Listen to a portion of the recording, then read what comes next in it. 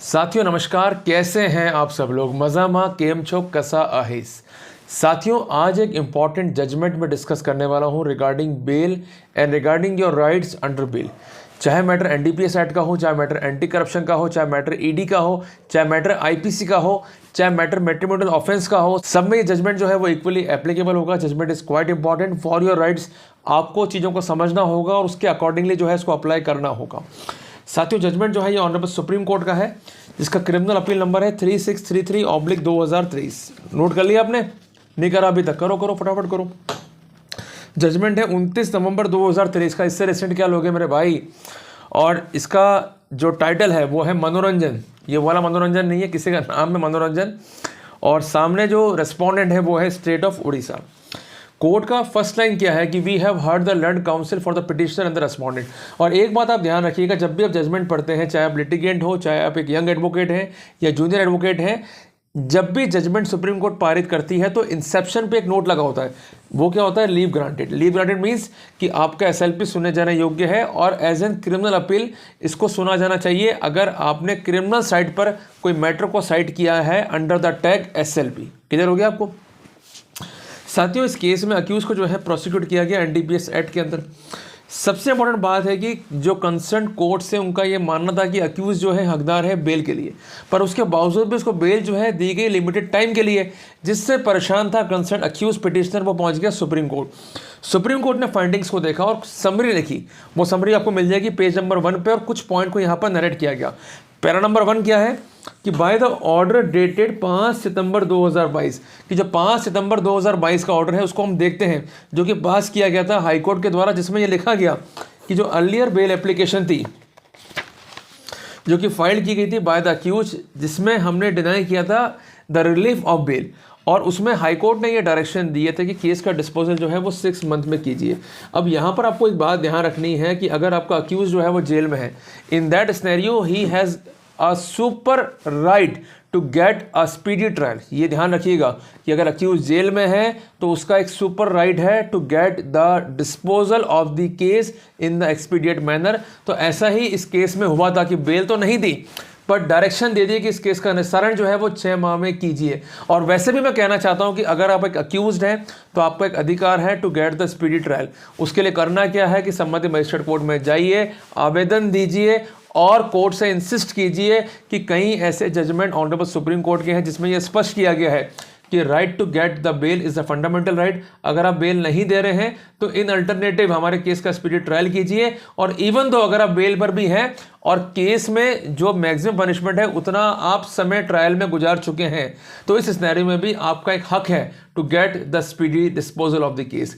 लंबे टाइम तक प्रोसिक्यूशन आपको कोर्ट में घुमाकर परेशान नहीं कर सकता है, यह आप याद रखिएगा और इस बात को अमल करते हुए याचिका भी कोर्ट में दाखिल कीजिएगा। सबसे इंपॉर्टेंट बात साथियों, यहां मैं आपको स्पष्ट करना चाहता हूं कि अक्यूज जो है वो लंबे टाइम से जेल में था, डायरेक्शंस हुए, पर उसके बावजूद भी केवल 5 गवाह जो है एग्जामिन हुए।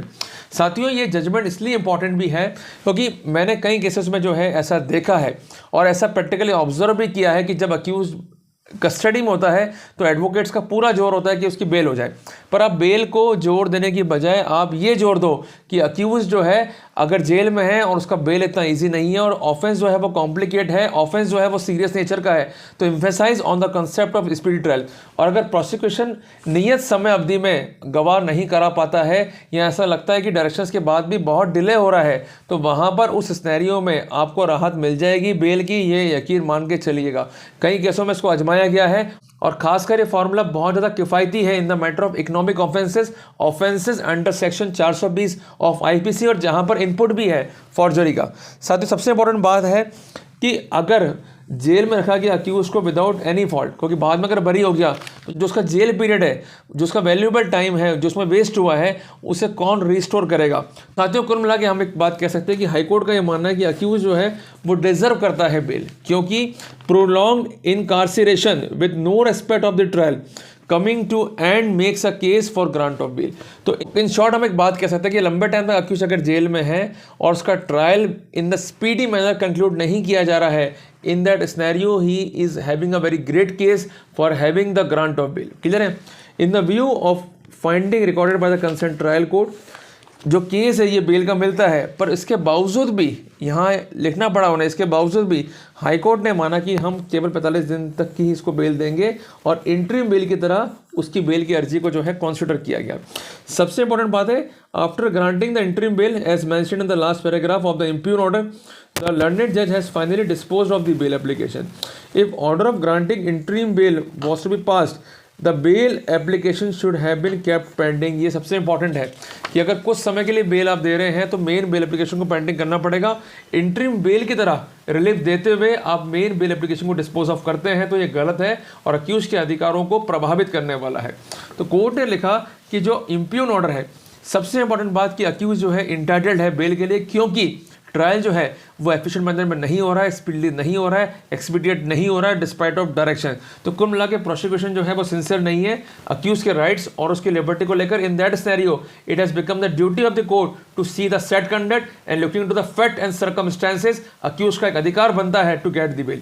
तो कोर्ट ने कंक्लूड किया कि अक्यूज जो है डिजर्व है to be large on bail during the pendency of trial.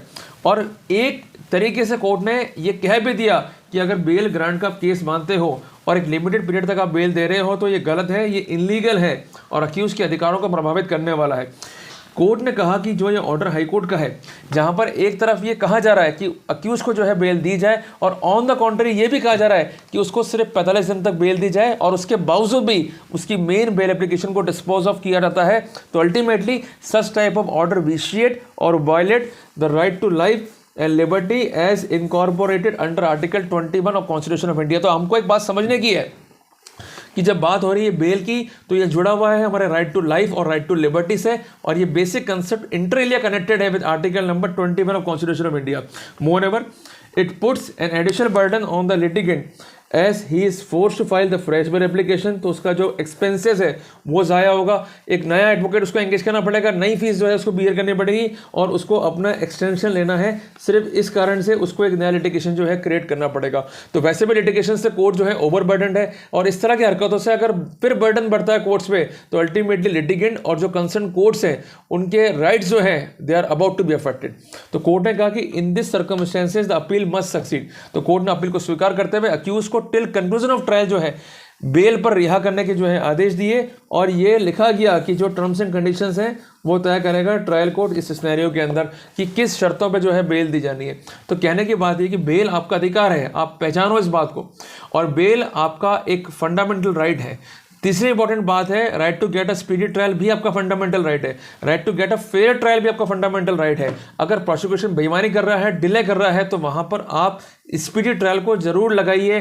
कई बार मैं देखता हूं कई केसों में गवाह लंबे टाइम तक आते नहीं है। अगर आपका डिफेंस जो है प्रॉपर है, आप श्योर हो कि ये केस निकलेगा, इसको हम इजीली क्रैक कर पाएंगे और कोई दिक्कत नहीं है, just file an application for speedy trial. अगर कस्टडी में है, अगर तब भी प्रोसिक्यूशन जिम्मेदारी नहीं उठाता है, गवाहों को जल्दी पेश नहीं करता है, in that scenario you are having a very strong right to get the bail. और इसके बावजूद भी अगर आप बेल पर हैं तब भी ऐसी अर्जी लगाइए। कम से कम प्रोसिक्यूशन को अलर्ट कीजिए कि अगर आप डिले करोगे, राइट्स को अफेक्ट करोगे, then you have to face the consequences. तो साथियों घबराए नहीं, आपके अपने अधिकार हैं, किसी की भीख नहीं मांग रहे, आपके अपने अधिकार हैं। आप सिक्योर नहीं करेंगे, इन लॉ को रिलाई नहीं करेंगे तो ये आपको अधिकार मिलेंगे भी नहीं। जब भी पिटिशंस को ड्राफ्ट करें तो एट लेंथ करें, सारे पॉइंट्स को इंकॉर्पोरेट करें और इंकॉर्पोरेट करते हुए अपनी बात को रखें, अपने आर्गुमेंट्स को रखें। घबराने की जरूरत नहीं है, सिर्फ लड़ना है हमको क्लेवरनेस से, राइट्स के साथ में, और अपने लिबर्टीज को जो है सिक्योर करना है। तो साथियों अगर आपको टॉपिक अच्छा लगा तो इस वीडियो को लाइक और शेयर जरूर करना। और साथियों जाते जाते एक बात जरूर कहना चाहता हूँ कि भले ही हम कितने विद्वान हैं, भले हम कितने जो है अपनी होशियारी लगा लें, पर सबसे इंपॉर्टेंट बात है जो ऊर्जा का स्रोत है वो है परमपिता बालाजी, परमपिता भगवान शिव, परमपिता प्रभु श्री राम। आप उनकी आराधना करो, उनसे शक्तियाँ लो, और शक्ति लेने के बाद जो आपको बल, बुद्धि और विद्या उनसे मिलेगी उसके अनुसरण में आप वर्कआउट करो। और हनुमान चालीसा कहते हुए तो यही है कि जो ये पढ़े हनुमान चालीसा होए सिद्धि साखी गौरी सा। तो सिद्धि तभी मिलेगी और आपको शिव का रूप तभी मिलेगा जब आप ये संकल्प ले लेंगे कि हम आज उस परम पिता से ऊर्जा लेकर उसको संग्रहित करके लड़ने के लिए तैयार है। अगर आप तैयार हैं तो वो भी तैयार है। तो साथियों, अपने आप को मोटिवेट रखें, अपने आप को ऊर्जावान रखें और नई ऊर्जा का संचय और संचार करके लड़ने के लिए तैयार रहें, क्योंकि आपके कराए हुए जजमेंट जो आगे आने वाले अक्यूज्ड हैं, इनोसेंट अक्यूज्ड हैं, उनके लिए एग्जाम्पल सेट करने वाले होंगे। तो अपने राइट्स को बचाने, राइट्स को जाने, सिक्योर करें। साथियों, मिलते हैं एक नए टॉपिक के साथ। टिल देन, जय हिंद, जय भारत।